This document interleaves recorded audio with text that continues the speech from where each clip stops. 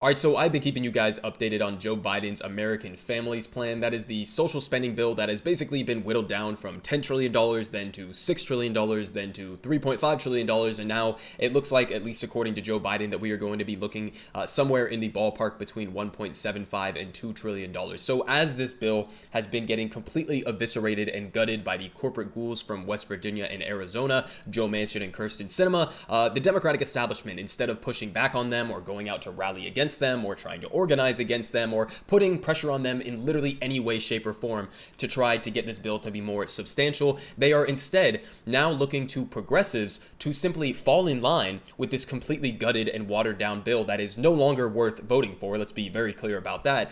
They are now turning to progressives and basically asking them straight up, we are going to ask you to go out and lie to the American people and tell them that this is actually a massive progressive win. Okay, so this story is absolutely ridiculous. So Pelosi and Hoyer, two progressives, just pretend that Democrats are winning, even if corporate lobbyists are. Okay, this is textbook Democratic establishment, but it gets even better. Okay, let's read some of the details here. So, Democratic leadership advised House progressives behind closed doors Monday night that they better start acting like they are getting a major win, even if the reality is that President Joe Biden's signature domestic infrastructure plan seems on the verge of being gutted beyond recognition, thanks to an aggressive assault by corporate lobbyists and the obstructionism of a handful of right-wing lawmakers within the party. And they say, quote, if we don't start acting like we are winning, the American people won't believe it either, House Majority Leader Steny Hoyer from Maryland told Democrats during a private meeting, according to Politico. If we don't start acting like we're winning, then the American people won't believe it. Understand, nowhere in this commentary does he actually talk about the substance of what's in the bill or how that substance would actually materially affect the American people's lives, okay? Nowhere does he mention that. This is 100% optics, and that's textbook Democratic establishment, okay? This is what Joe Biden did when he was running on all of these things that were supposed to be these grand centrist compromises that he was going to get pushed through. Remember the public option that we haven't heard a single goddamn thing from Joe Biden about since he got elected, the $15 minimum wage that apparently, because the almighty Senate parliamentarians said we couldn't have it, suddenly he gives up on that. All of these policies that the Democratic establishment, that Nancy Pelosi, that Joe Biden, that Chuck Schumer, all of these motherfuckers pretend like they support, then when it comes down to it, they don't support them, but they still expect progressives to go out there and lie to the American people and pretend as if the policy agenda that the American people overwhelmingly wanted them to pass actually did get passed in some way, shape, or form. Now, this is obviously not going to work for a number of reasons, but they continue here because Nancy Pelosi even chirped in on this same exact idea. So House Speaker Nancy Pelosi also suggested spinning the current situation, one in which an initial $6 trillion ambition to invest in the nation's crumbling physical infrastructure and care economy over 10 years has reportedly been reduced by relentless corporate pressure down to something between $1.5 and $2 trillion will be necessary. And after Senator Joe Manchin and Kirsten Sinema, both in their own way, but also with the backing of huge sums of campaign donations from Wall Street, Big Pharma, and the right-wing Koch network, and the fossil fuel industry, have stood against the ambitions and popular policies embraced by the Congressional Progressive Caucus, Pelosi suggested to her members Monday that it was time to admit that the corporate influence campaign has won the game. Quote, embrace this, Pelosi reportedly said during the same closed-door meeting, quote, and have a narrative of success. Again, keyword, narrative of success. Don't actually go out there and get success by withholding your votes in order to extract actual policy concessions from these corporate ghouls. Instead,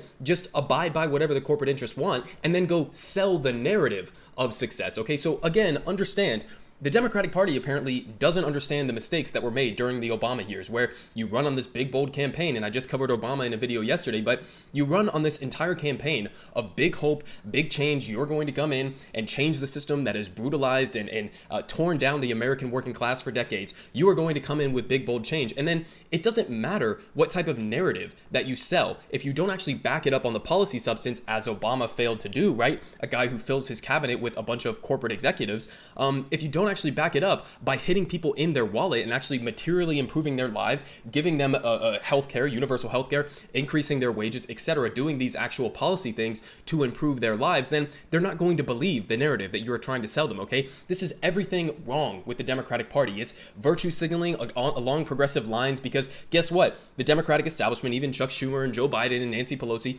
they all know that the policies that we actual leftists and socialists are fighting for, they know that not only are policies going to be successful if they are implemented, but they know how popular they are and how much the American people want these ideas. And so instead of actually getting the American people those policies implemented, they instead turn around and just try to create this narrative where they pretend like they're supporting these policies with no intention of actually pushing them through at any point in the future or currently as we are seeing this. But they continue here with a little bit of the details in terms of how much this bill has actually been gutted, okay? And so this is why I say it's probably not even worth voting for as it stands right now. So they say, as of this writing, the hope for 12 weeks of paid family leave has dwindled to just 4 weeks. And understand this on an international perspective, the United States is literally, along with less than a handful of other countries around the world, the only country that does not have any guaranteed paid family leave. Okay, we're comparing ourselves. We're this 4 to 12 weeks that they're debating in this entire negotiation process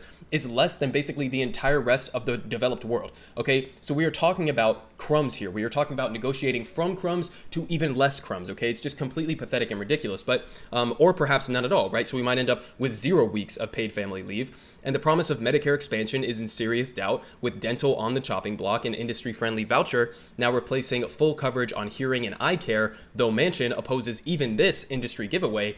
And the drug pricing portion possibly out entirely. Again, that was one of the most popular portions of this bill. It's something that nearly 90% of the country is on the same page about, having Medicare have the ability to negotiate drug prices so that all of our drug prices are not completely skyrocketed through the roof, and so that Americans are not dying needlessly because they can't afford their prescription drugs. Instead, because of ghouls like Kirsten Sinema, who accept hundreds of thousands of dollars from the pharmaceutical industry, we end up with a situation where something that is overwhelmingly popular among the American people gets gutted out of this bill. The expanded childhood tax credit is now just 1 year instead of the opposed to 10 or 5 or even 3 years. And tuition-free community college is likely out, and universal pre-care and childcare remains, but only as a fraction and likely means tested into a worrying absurdity. And then on climate, of course, the Democrats' plan has been massacred by Manchin, a lawmaker who received over $400,000 from the fossil fuel industry over recent months, and who thanks his personal fortune to investment from coal. And specifically, Manchin appears to have successfully stopped inclusion of the Clean Energy Performance Program, which was already a compromise,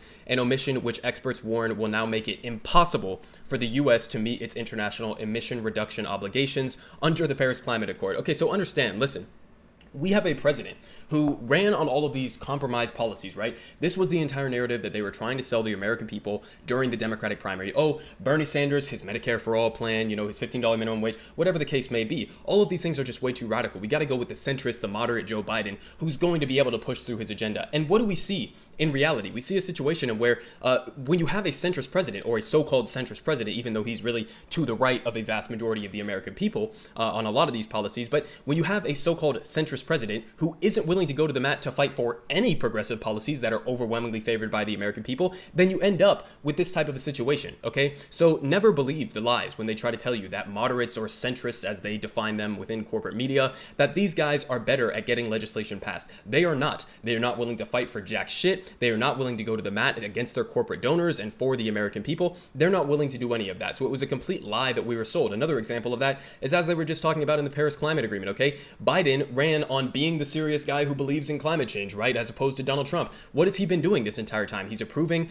oil pipelines in the United States. He is allowing protesters of those pipelines to be brutalized. He is now allowing for basically the entire bulk of the already watered down, compromised climate change legislation that was in this bill to be completely gutted by one millionaire coal baron. Okay, and on top of that, they're objectively saying that this is going to prevent us from even reaching the half-assed attempts of the Paris Climate Accords to get us to actually address climate change seriously. So not only was rejoining the Paris Climate Accords and meeting those goals not enough, but we're not even going to meet those goals that, again, are not enough in and of themselves. So we're in a completely ridiculous situation where basically Biden's entire agenda is under jeopardy because he has allowed it to be completely gutted again, because he is way more in line with Joe Manchin and Kirsten Sinema, policy-wise, ideology-wise, corruption-wise. He is way more in line with these conservative Democrats than he is with the Bernie Sanders type of Democrats, who are, again, fighting for overwhelmingly popular and desperately needed policies for the American people. So the Democratic Party is just getting even more pathetic, and honestly, if progressives turn around and they start selling this narrative as Nancy Pelosi and Steny Hoyer are asking them to go out and do, if they do that, I'm sorry, but I'm probably just going to lose all hope in these people, because it's just completely ridiculous, this situation. There's no reason why they should be voting for this completely watered down and gutted package. You have to maintain your position on the 3.5 trillion. If you're going to negotiate on anything, then negotiate on the overall price tag. Don't negotiate on the individual policies within the bill. Okay, we've been pretty clear about this entire time. But if you see, the chairman of the Congressional Progressive Caucus, Pramila Jayapal, if you see Bernie Sanders start going out there and trying to sell this line that this watered down, half-assed, pathetic bill is some sort of a progressive win, or, oh, this is going to be the biggest investment since FDR, then don't believe them. They are bullshitting you, and that will be absolutely pathetic. So hopefully they hold the line and they don't actually vote and give in to these corporate Democrats' demands.